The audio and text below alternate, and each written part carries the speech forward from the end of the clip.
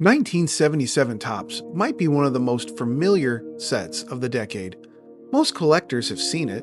A lot of them have owned at least a few cards. But it's almost never the ones people go back to. Not because it's bad, but because nothing about it is supposed to stand out.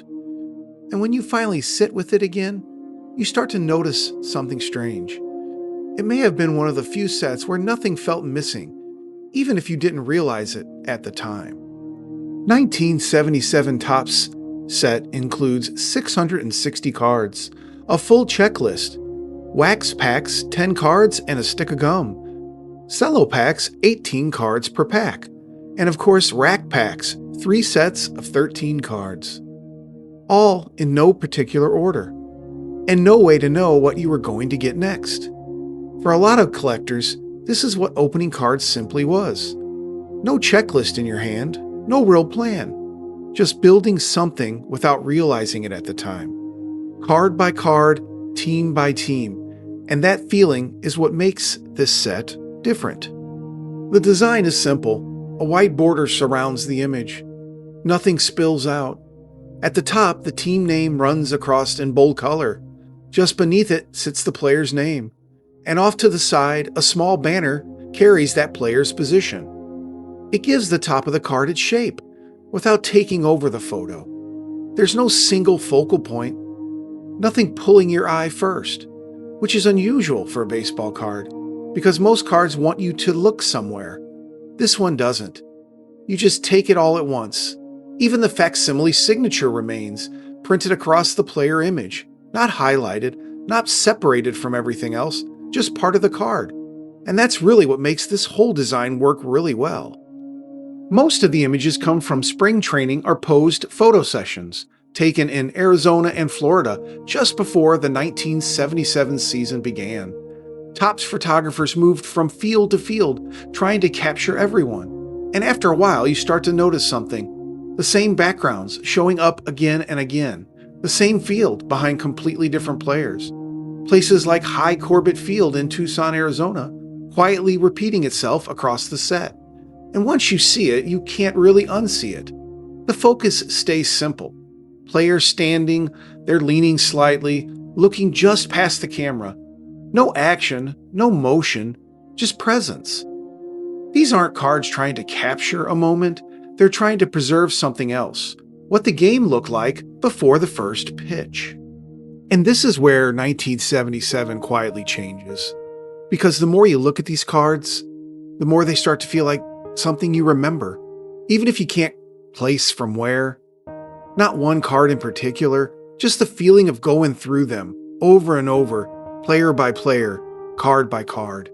The checklist reflects the game as it was. Established players like Reggie Jackson, Nolan Ryan, and Johnny Bench are all here, already familiar, already part of the landscape. But the rookies don't stand out the way you'd expect. They're grouped together, on shared cards, multiple players on a single piece of cardboard. And most of the time, you don't realize what you're looking at. Not yet. Names like Andre Dawson, Dale Murphy, and Jack Clark show up this way, grouped together. And then, every once in a while, someone appears on their own, like Bruce Sutter and Mark Fidrych. No introduction, no signal that anything is different, just another card in your stack. And if you were opening packs back then, you probably remember this part, flipping past a rookie, not because it didn't matter, but because it didn't feel like it mattered yet. And then there's one detail that almost nobody saw at the time. Reggie Jackson in a Baltimore uniform. Before the set was finalized, Topps had already prepared it. But after his move to the Yankees, it disappeared, never released. Only a small number of those proof cards are known to exist now. A version of the set that was never meant to be seen. The set itself follows what Topps had already built. Player cards run in sequence, interrupted just enough to break it up. League leaders, highlights, team cards with manager inset, record breakers, and turn back the clock. Familiar pieces placed exactly where you'd expect them.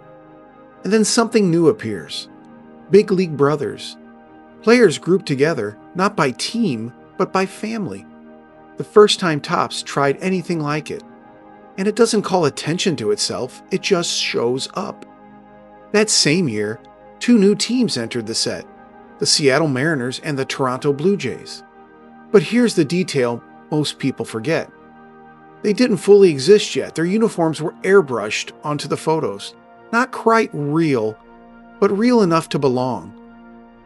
Alongside that main release, Topps added something else. A cloth sticker issue consisting of 55 standard-sized cloth stickers. Same images, different texture. Another version of the same experience. 1977 Topps doesn't try to stand out, and that's probably why it gets passed over. It looks like everything else from the time, and that's exactly what it was meant to do. Nothing rare, nothing singled out, just a part of the stack. Thank you so much for watching, and once again, we'll see you next time as we go beyond the cardboard.